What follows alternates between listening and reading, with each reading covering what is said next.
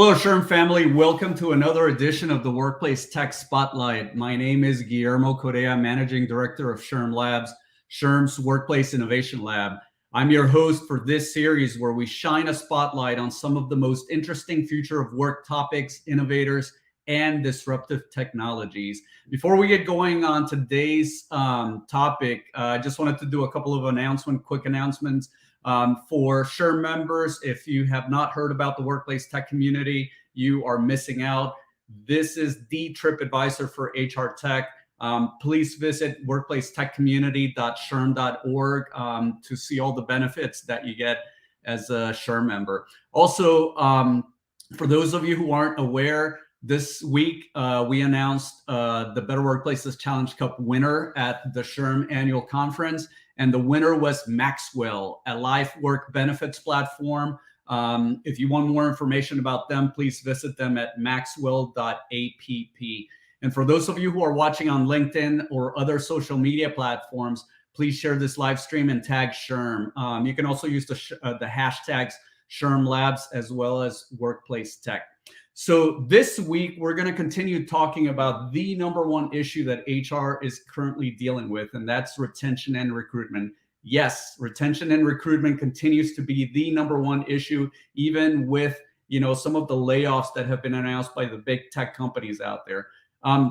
So recruiting has evolved over the years and will continue to evolve with the introduction of new technologies like AI. Can anyone say ChatGPT out there? I'm sure all of you have been hearing about that since, it came out in March, right?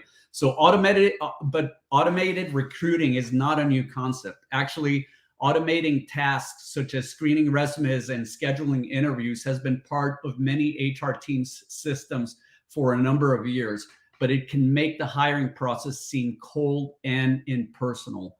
Harvard Business School performed a survey and found that 88% of HR executives learned that their tools rejected qualified candidates.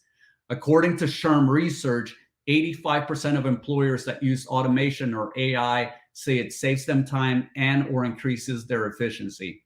SHRM researchers also found that 64% of HR professionals say their organization's automation or AI tools automatically filter out unqualified applicants.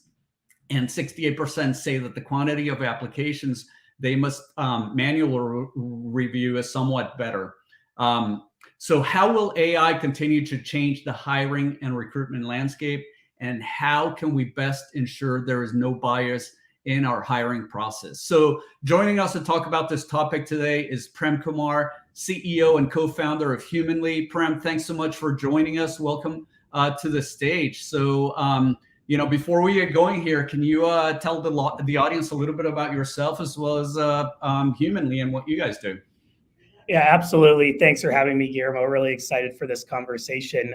So at Humanly, we help high volume hiring teams screen, schedule, and interview job candidates more efficiently and more equitably. We do this with an AI chatbot that qualifies candidates and answers their questions, and then joins virtual interviews to take notes, write follow-up emails, as well as measure things like how fair an interview is. Fantastic. So let's get right to it because we have a short amount of time here. So how does Humanly see itself becoming, one of the primary drivers of AI adoption within the lens of recruitment and HR? Yeah, so I think one thing that's really important with anyone building automation or AI solutions is building trust with the user. So we need to be building AI in safe and responsible ways and make it clear to customers how we're doing that. So I think building trust there is one area, and ensuring we're following responsible AI practices. I think the other piece is really rooting solutions in the customer pain and not just building tech for tech's sake. So I've seen happen too many times where people are, throwing tech at a human-driven process. We know technology and AI and automation can make things happen faster, more efficiently. But if you already have, broken process or issues with your culture, it might make things that are not great happen more efficiently. So I think it's important to start with a foundation. And then I think it's also where we're coming in is we really want to build trust and show that we're solving the right problems, not just building cool technologies. So, I don't think AI is going to replace recruiters, but the recruiters using AI might replace those that aren't. Yeah, so to expand a little bit there, right? Trust is a huge factor, right? When it comes to AI, there's been some information out there about how some of the algorithms that have been used are biased, right? And then you have to look at the data, right? As a matter of fact, I just mentioned that we just got back from the annual conference, and I did. A session around the HR blockchain and AI, right? And the beauty about that is that with the HR blockchain, you get trusted, verified data, right? That then the AI bots can go in, or the algorithms can go in and take a look at that. So that's very, very important. And I loved what you said about, AI won't replace recruiters, but recruiters that know how to use AI will certainly replace those that don't, right? Is there anything else that you can expand on? Yeah, no, I mean, I think right now we're in a position where there is not a lot of standardization. There's a lot of new technology entering the market very quickly. So the only other thing I'd say, and I'm happy, and we can get into this a little more as well, but just asking the right questions as you're talking to vendors, like you said, around data. Where is the data stored? How is it being used? And happy to get into that more. But yeah, I think that's really important as well. Fantastic. So, how can practitioners effectively evaluate these automated solutions without obviously leaking important data, or creating opportunities for bias, any biases in the hiring process? How would you recommend to our audience, how they could get started? Yeah. So there's a few things, and I think with any new technology, just start with kind of what parts of your process you'll use it within and why you're using it. I often encourage people to almost write a job description for their AI. So what will its roles and responsibilities be? What's its education? What's its training and background? What data sets was it trained on? And kind of think about, if you were hiring a human, where they would fit, and it's a good kind of metaphor for where AI fits in the process. So you don't want to, oftentimes implementations go wrong when you buy a AI solution, assuming it'll solve for everything. So identifying specifically where it fits into your existing process or new process, and particularly interfaces with candidates, is really important. As far as questions to ask, so as mentioned, there definitely is not a lot of standardization yet. There's some great laws in New York, some laws in California around data, but there's still a ways to go as far as standardization. So asking questions around how your data is going to be used. So is your company and your candidate data that's training this model going to be used in scenarios where perhaps the vendor is selling to other companies? So how is your data going to be used? I would ask vendors questions around how their software is developed, because a lot of the bias starts with the data it's trained on, but then how is it being built? Who's it being built by? Is it a diverse team? So I think a lot of it kind of is around the data itself, and then how the team's building the solution. And I think those are very important questions to ask now, as folks are evaluating vendors. Yeah, fantastic. Especially, I love how you brought up making sure that you have diverse teams. As a matter of fact, this morning I was just reading an article in the Wall Street Journal that talks about Gen Zs, right, and how important diversity it is for them in choosing the companies that they go to work at, right? So if you have these AI recruitment tools that aren't bringing in diverse candidates into your, or are, what do you call it, blocking away diverse candidates from coming into your organization, you're going to have a hard time with the Gen Z generation, right? So great, fantastic. So one of the things that I also wanted to bring up here for the audience is in regards to what I was saying in the beginning about combining AI with trusted, verified data, right? And that certainly addresses something that's needed in the when you're talking about securing and privacy of data management, right? Anything else there that you can expand on in regards to that? Yeah, I mean, there's obviously different forms of AI, but when we think about, you'd mentioned Chat GPT, and when we think about generative AI, so AI that creates content, such as in a chatbot, if you're typing a question to a company and maybe the chatbot generates an answer, From a data standpoint, there's a lot of different ways that those tools can create those answers for candidates. So they can pull from a set of information that's internal to your company. They can pull from external sources. They can pull from very curated kind of canned sets of content. So I think it's just important to know whenever you're asking AI, similar to if you hired a new employee, you train them.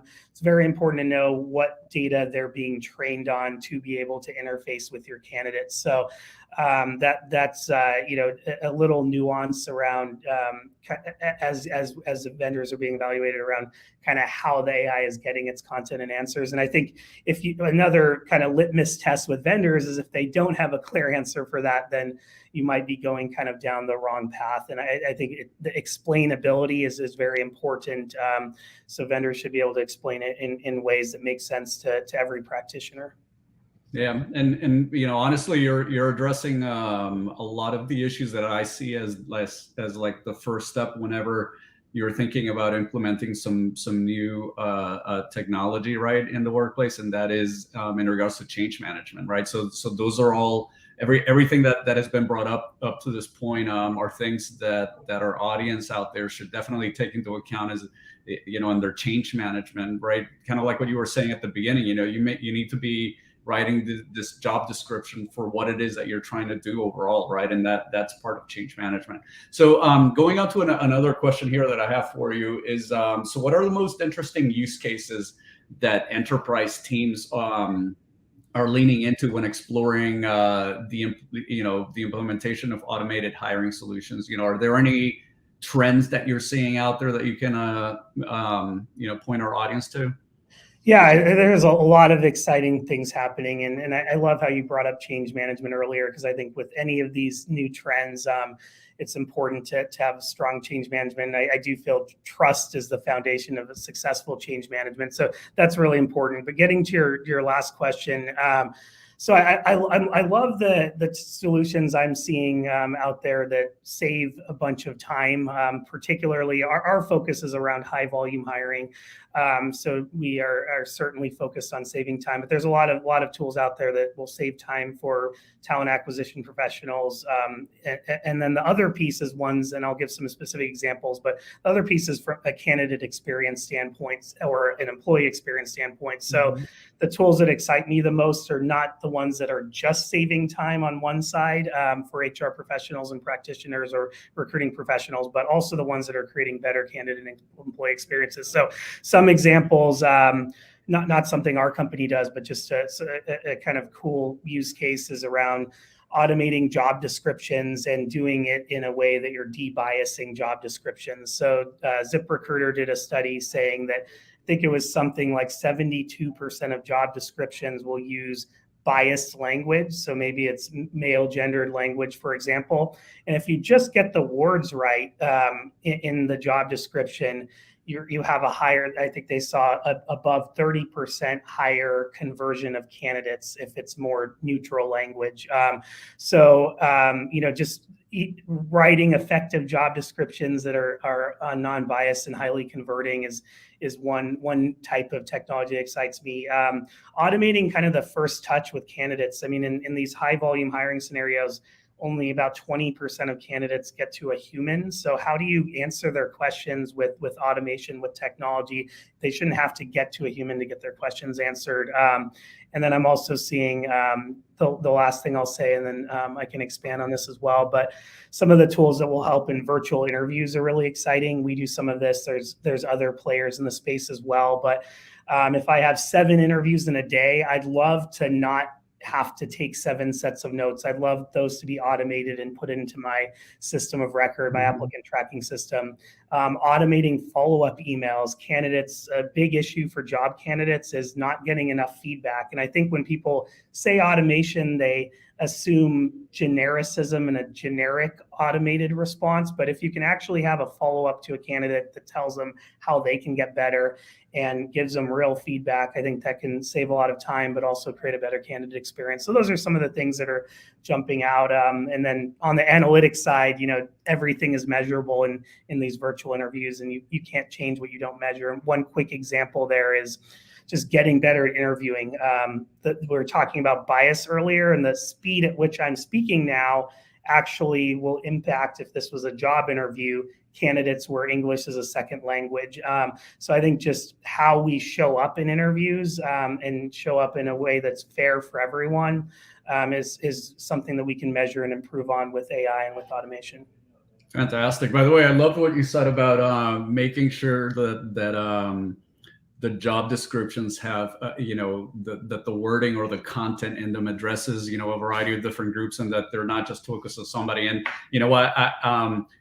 what I find crazy is that, this is an issue that's been going on for years now, right? I mean, we have Textio that came out. I think they came out in like 2014, 2015, and they certainly are able to address that, and to still be seeing that problem out there is just crazy. In the short amount of time that we have, are there any resources that you can think of that our audience would be able to benefit from?